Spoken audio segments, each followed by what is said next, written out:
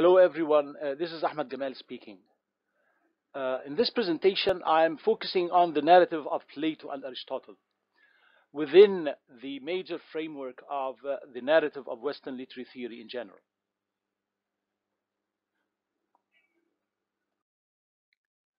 Now let's begin asking the question, who is Plato? Plato is a classical literary critic and an idealist philosopher. So first of all, he is a philosopher who has a particular stance toward reality, metaphysics, and knowledge in general. For him, the world of our senses is so defective and filled with error. So, what is more real for him is actually the world populated by entities called forms or ideas, because they are eternal and changeless. The question in this slide is, who is Aristotle? Aristotle is a classical literary critic and an empiricist philosopher.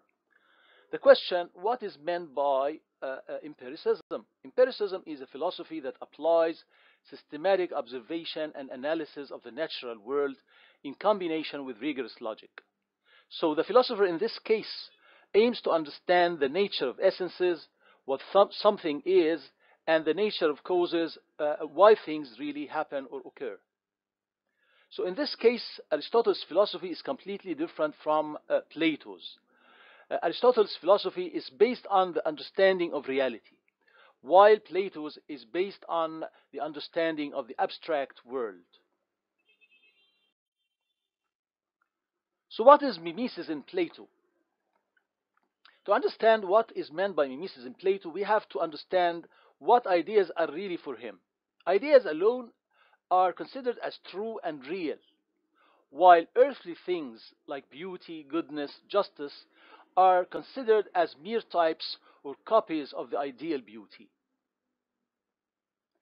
And that's why poetry here is an imitation of imitation. So here poetry is not an imitation of reality, it is just an imitation of copies of other ideal copies or forms. So poetry is doubly removed from ultimate reality. Mimesis in Aristotle is completely different. For him, poetry is an imitation of reality. Poetry is considered as a mimesis of serious action of certain magnitude. So poetry, and especially tragic poetry, aims to describe tragic events and characters. And that's why the final aim of tragedy is to edify human sensibility and present an ideal world for the audience. The question in this slide is, what are the disadvantages of mimesis for Plato? For Plato, the idealist philosopher, poetry or imitation is corrupting the souls and minds of the people for main three reasons. The first reason is an epistemological one related to knowledge, because poetry is doubly removed from truth. The second reason is theological or religious, because poetry misrepresents gods and, semi-gods. The third reason is moral. For poetry presents base types like villains, women, slaves, and animals.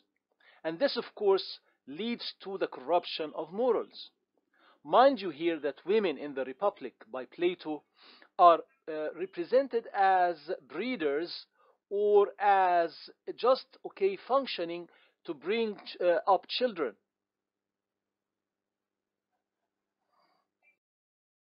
The question of this slide is, what are the advantages of mimesis for Aristotle? For Aristotle, actually, the empiricist philosopher, art is a representation of selected events and characters necessary in a coherent action for the realization of the artist's purpose. That's why here art is represented as idealizing the world, which has its own meaning and beauty. And art is also conceived of as providing aesthetic delight. So art has a function that seems to be etheric and psychological. For this etheric delight can be found in the edification of the sensibility of the audience and readers as well. The impact of drama and poetry on readers or the audience is typically so modern. Now we have in this slide traced the contrast between Plato and Aristotle as two sides of the same coin of classical thought and literary theory. Plato's side represents the figural discourse, while Aristotle's side represents the realistic, discourse.